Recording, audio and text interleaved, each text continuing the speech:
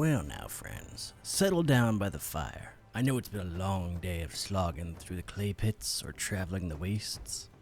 I see many new faces, though. Welcome to the Steed of the Many. Our great colony has survived much, and as the elected scribe, I have been here chronicling it all. This is the tale of our 1,000-kilometer journey through the wastelands aboard our mighty Onbu. Now, when we first climbed aboard Onbu, we knew there were a few factors we were forced to consider that made our journey an extra challenge compared to other colonies you may have seen. This journey was more difficult, with the factors of Onbu's increased spine growth and the infestation able to grow 100% faster. We wondered, could we really survive our 1,000-kilometer journey with this increased challenge? Our first step was establishing our foothold aboard our new friend. We wanted to make sure we maintained a good relationship with Onbu, since he was gracious enough to give us a ride. Now, since he has spines numbered many, it made it hard to expand, and we cannot clear them without hurting him. For the time being, we decided to leave them in place. We set up our main square, complete with the research center and huts. Then it came time to start harvesting the resources we would need to build our colony. We needed to collect the basic resources of stone, wood, and clay. These are the main building blocks we use for construction, as you may have seen from completing some construction jobs. These require setting up lumber camps, mining camps, and clay camps. I know that sounds like a lot of camps, but gotta be out there, chopping, mudding, and mining all the day long. As we worked, we realized we needed to establish a food source for our colony. At the time, there were only berry bushes, so we built a berry gathering hut. One thing our leader must manage is assigning jobs to each of these structures. Given that there are many structures and a few of us, it requires a lot of micromanaging. I know from watching him pore over those management sheets, I would not want that job. Town Chronicle is much easier for sure. Just sit back and watch. As we continue to build, Onbu is on the move, heading through a wonderful forest. He lumbered along without a care in the world as we tinkered away. We hoped to attract nearby nomads to our village as citizens became happy with their new homes. We realized that nomads were monitoring us. Their standards were high and required we maintain our colony's needs to a high standard before they join. As more and more joined, we made sure to keep up with the houses for everyone. The region had proved to be very rainy, so we decided to research a method for collecting water from the air and store it for future use. This could allow us to potentially invest in agriculture in the future. We did this just in time as Onbu wandered into a drier mountain region. Though Onbu decided to nap before entering the region, and we were able to establish a farm with our research and development. Those guys are back there slapping sticks, rocks, and clay together for hours and hours.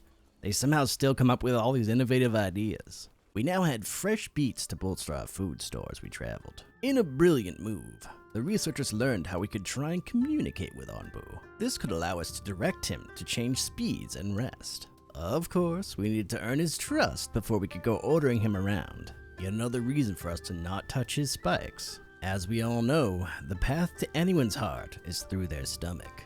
It was suggested that we grow mushrooms for Onbu, given that it seemed to be his favorite food. Onbu returned to the forest as we built him a food catapult to send food directly. Yeah, I know, I told them they should have built a trebuchet. As we all know, that is the superior form of food launcher.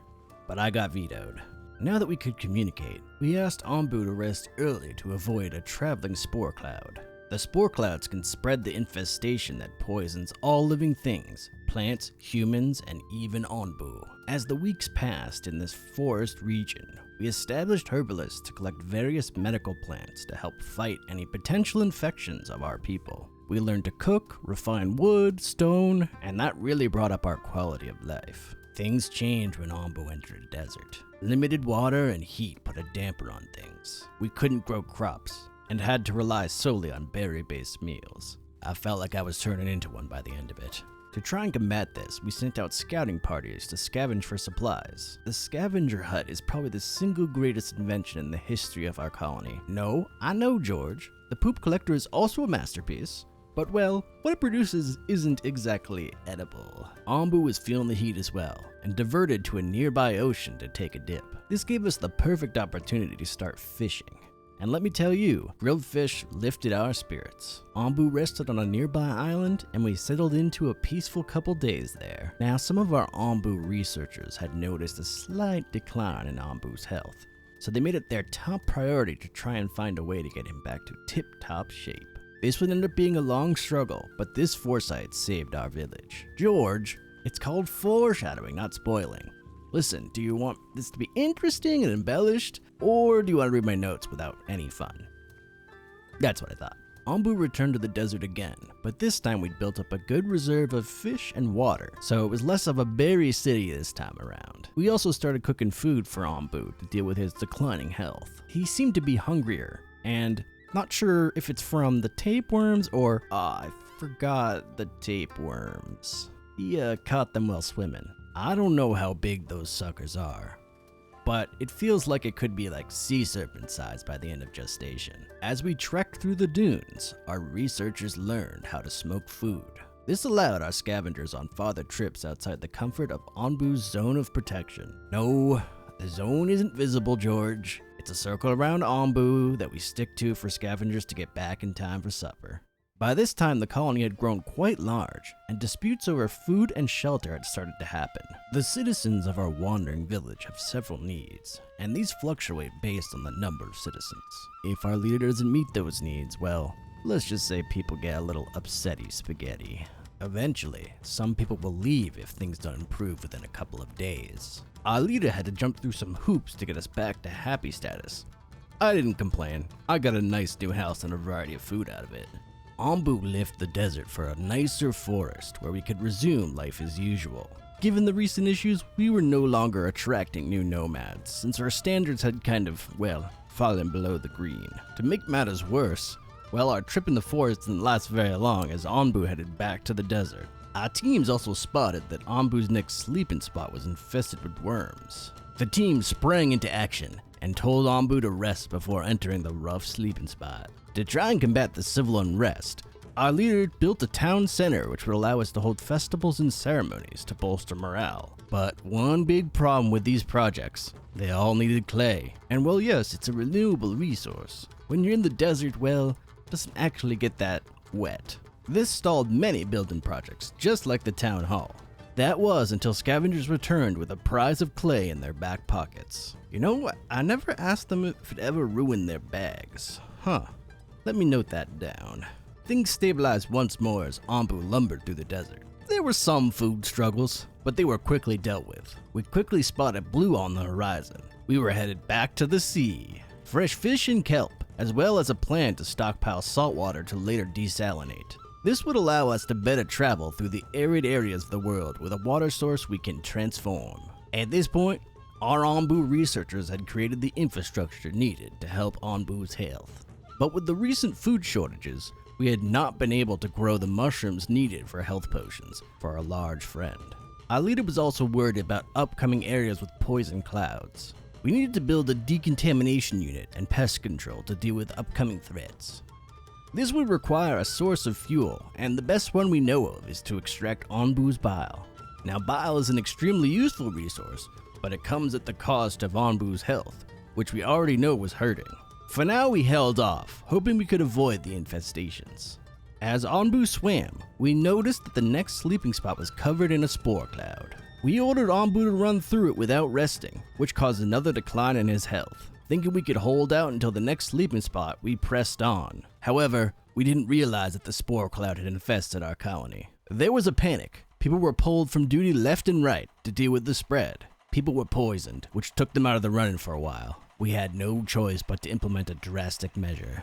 We ripped up Anbu's spines to place the bile extractor and quickly built a decontamination unit. We started winning against the infection, but then Anbu made land on another island. Too tired to move on, he fell into an exhausted heap, not realizing the island was covered in poison. We tried to tell him to move. He wasn't listening. The infection spread, and citizens continued to battle it. We pleaded with Anbu, and eventually, when he had slept enough, he left the island for the ocean once more. He tiredly paddled his way to the arid shores of a desert as pandemonium continued on his back. We told him to rest as soon as we made landfall, as we continued to beat back the infestation. It took some time, but eventually we were able to eradicate the scourge. This time.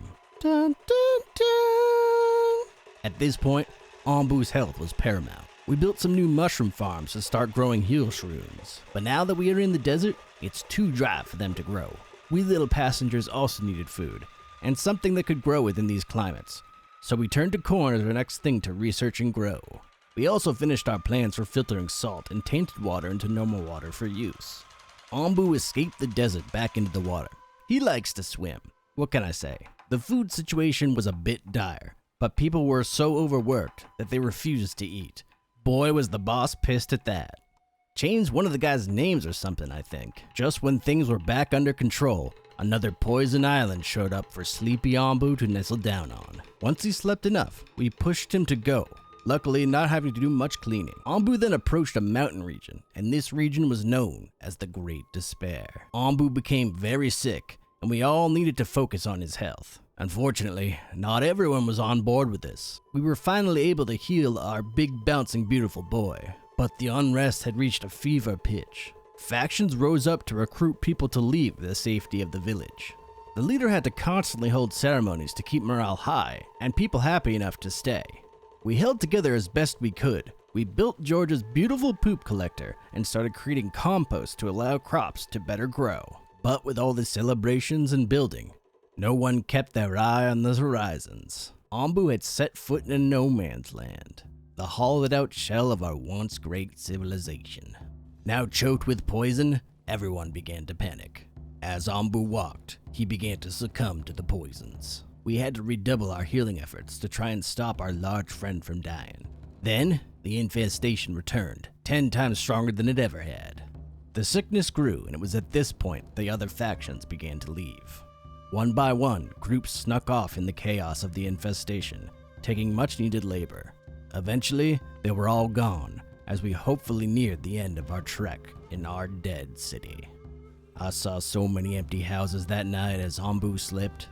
We still had so much infestation left to clear, and it cost us our trees and our crops. The mycologists and Ombu doctors worked long into the night, farming for resources needed to make an antitoxin, while the smoke of the burning forests rose in the background. Ombu pushed on into an infected forest land, which continued to expose him to dangerous levels of toxin. Slowly we were pushing back the tide of the infestation, hoping that soon it would return to farming and celebrating. At the critical moment as Ombu was about to succumb to the infection, the doctors did it. They created an antitoxin that brought him back from the brink. He wasn't out of the woods, but now they had the time to work on creating more. Things were still bad, but we had beaten back the infestation enough to start farming again. We did have to deal with some pests in the forest as well, but our team of pest guys showed them who's boss. A few more groups formed and left Ombu, but things were starting to calm down. Less people means more food for the rest of us, so it was easier to maintain happiness. Ombu still needed close care, and the doctors were helping him round the clock. Unfortunately, he stumbled into a desert next, but with our investing in water alternatives and corn, we were finally able to do okay in this climate. Thus began the reconstruction. We expanded our brick making, upgraded our meal creation, explored far areas full of loot, and finally had a surplus of food. Ombu was getting healthy again, and we headed back into the ocean for a nice dip. We skirted another poison island, quickly beating back the infestation, then had to have Ombu sleep on another. We were lucky and able to avoid most of the infection, but Ombu still needed to rest and recover as he once again dipped into the red. However, as we approached the next forest, a large, ominous poison cloud was waiting for us. This was the next large infection, and Ombu collapsed on the other side of the cloud for some much-needed rest. Luckily, the infested areas were less populated, though many civilians started to get sick. We had a shortage of herbs because we had to invest so much in Ombu medicine, so the doctors were forced to ration supplies. Eventually, things cleared up, and we were able to halt heal shroom production, while still healing Ombu and the citizens. We got lucky and scavenged a large supply of food, and people started to join again. I see many of your faces still here today, which overjoys me. Now you're all probably familiar with this part of the story, as it happened only a few days ago, but I can't leave the story unfinished. We started to build stone roads to speed up movement around Ombu. Let me tell you, I will take these stones over the old dirt paths any day. We passed our last poison forest and entered a hot desert. With the surplus of food, we were fine and made good time through the desert and into an ocean on the other side. This gave us time to start replenishing the lost forests on Ambu's back after the devastation. Once again, Ambu had to push past a poison island well exhausted, and was once again greeted by a poison cloud on the shore. Luckily, he was able to dodge it, and then sleep on the other side. And now we come to present day. Ambu is healthy, our society is flourishing, and will hopefully continue to do so. 1,000 kilometers was quite the journey. Remember, young ones, where you come from, what Ambu has given us, and what potential adventures await us on this wandering village.